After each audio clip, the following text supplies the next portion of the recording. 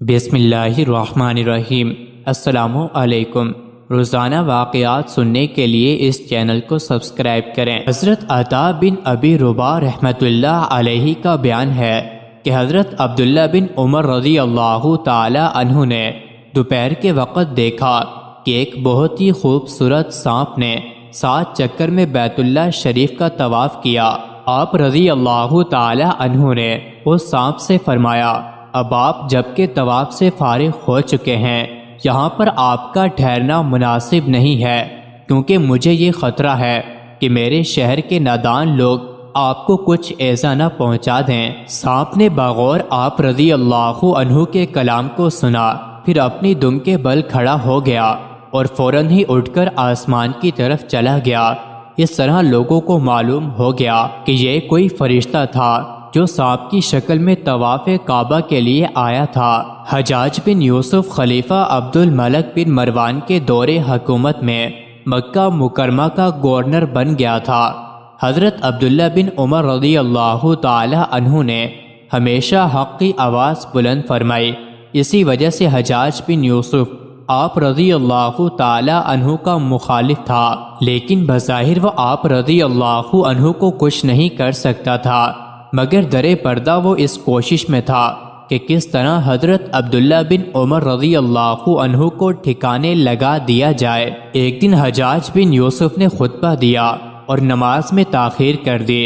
حضرت عبداللہ بن عمر رضی اللہ عنہ نے فرمایا، اے حجاج، سورج تمہارا انتظار نہیں کرے گا، نماز پڑھاؤ۔ حجاج کو یہ بات سن کر بڑا غصہ آیا اور کہنے لگا، میرا دل چاہتا ہے کہ میں یہ گردن اڑا دوں جس میں تیری آنکھیں ہیں۔ حضرت عبداللہ بن عمر رضی اللہ عنہ نے آہستگی سے فرمایا، تو ہرگز ایسا نہیں کر سکتا، کیونکہ تو ایک بے وقوف حاکم ہے۔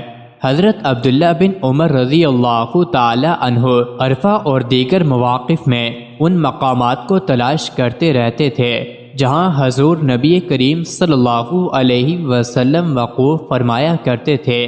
حجاج کو آپ رضی اللہ تعالی عنہ کی یہ باتیں بہت ہی ناگوار گزرتی تھیں، لیکن وہ احکام حج میں آپ رضی اللہ تعالی عنہ کی مخالفت نہیں کر سکتا تھا، اور نہ ہی اعلانیہ طور پر آپ رضی اللہ تعالی عنہ کو قتل کر سکتا تھا، بس اپنے دل میں پیچ و تاب کھاتا رہتا تھا۔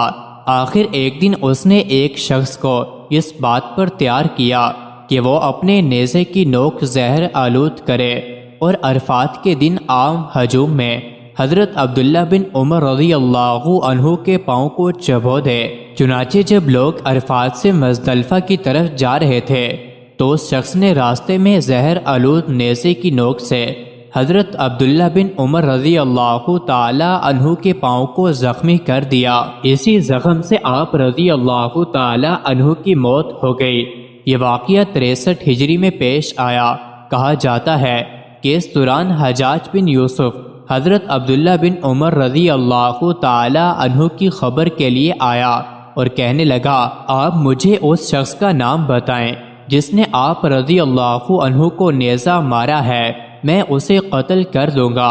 حضرت عبداللہ بن عمر رضی اللہ تعالی عنہ نے فرمایا، اے حجاج، تو ہرگز ایسا نہیں کرے گا۔